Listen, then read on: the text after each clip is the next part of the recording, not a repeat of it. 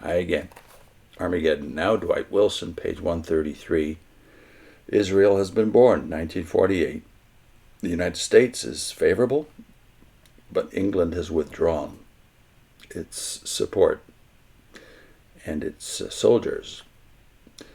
There's been an Arab revolt already, and now the question of territory and have the Gentile times really expired yet? That's an issue that's hanging in the air at this point, and even evangelicals are divided over it. The territory that Israel was able to grab in the 1948 war exceeded that which she would have been granted under the partition plan. Her expansion was rationalized by the argument that the original plan had been negated by the Arab invasion, and that she was justified, according to the Balfour Declaration, in taking all of Palestine. The Evangel magazine apparently reported this with approval, observing, "The day may not be far off when Jerusalem no longer is trodden down of the Gentiles, but the times of the Gentiles is fulfilled." Very soon after the initial fighting, however, there began to appear among premillenarians the first signs of disapproval of Israel's foreign policy. This was the beginning of what has been ever since, a growing minority that feels the moral test must be applied to Israel's action rather than the mere acceptance of the fait accompli as being the determined will of God.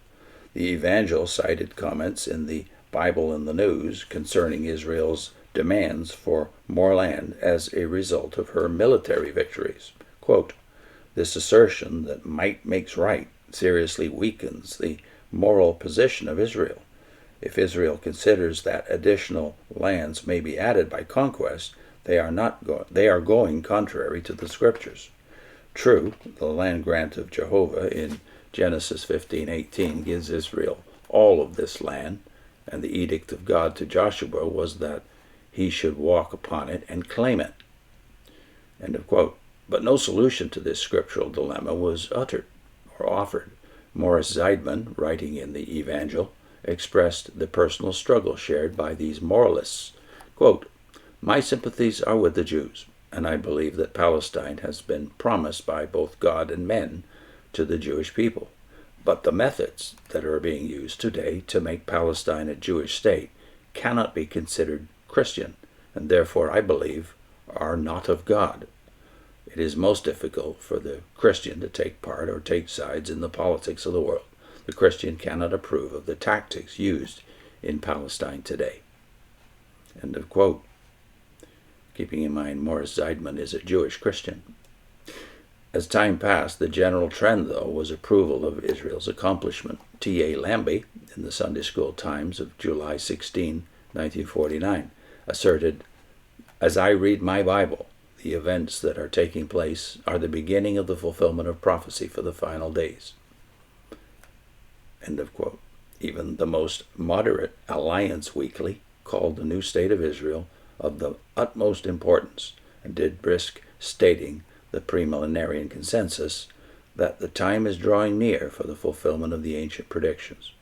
But a word of caution was quickly added. "But to us, as to the apostles, the same word comes. It is not for you to know times or seasons. They rest still in the authority of the Father." The city of Jerusalem was especially important to the premillenarian mind. The Evangel noted particularly a special decree by the Israeli cabinet announcing that Jerusalem would be considered part of Israel.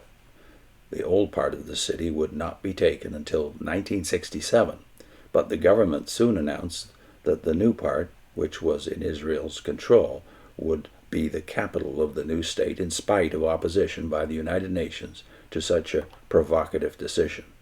The Evangel's response to this action reflected the premillenarian attitude for the next 19 years, anticipation of Israel's annexation of Jerusalem. Quote, "When the Jews gain control of Jerusalem, the times of the Gentiles will be ended." And the King's Business added, "We feel that this is another important step in the great chain of events." Other steps would eventually lead, according to premillenarian thought, to expansion all the way from the river of Egypt to the Euphrates. This idea had been particularly significant since 1948, and even more so since 1967. The following excerpts from the Evangel during the year following Israel's independence are fairly representative of this attitude.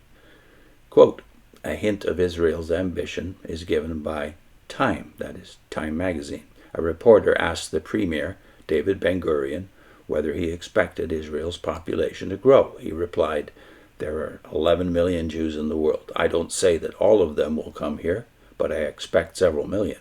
And with natural increase, I can quite imagine a Jewish state of 10 million. The reporter asked, "Can that many be accommodated within the UN partition boundaries of Israel?" The Premier replied, "I doubt it. The Jews will not be satisfied until they have all the land God promised Abraham, from the Nile to the Euphrates. And you know the story from May 15th on, how the Jews have been able to withstand the Arabs and defeat them. In fact, the Jews are taking all Palestine, and I believe that before the trouble is over, they will have Transjordan too. That young nation has already fought for and won desired lands and will continually wage successful gains until God's original promise is fulfilled completely." End of quote from Evangel magazine. And this section is concluded by Wilson with, "Other journals reflected the same viewpoint. A letter to the editor of Our Hope inquired if the Jews had ever before possessed all the land promised to them. The answer was negative, but the correspondent was assured that they would in the future.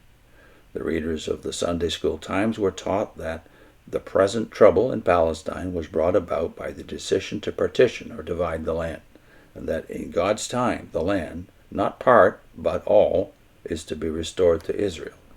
The area specifically identified was all the land from Lebanon to the Sinai Peninsula."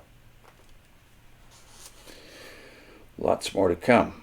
I'll put in a link to J.C. Ryle. Way back in the 1840s and 50s, he had, in his commentaries on the four Gospels, already decided what would have to happen to bring an end to the times of the Gentiles. See you next time.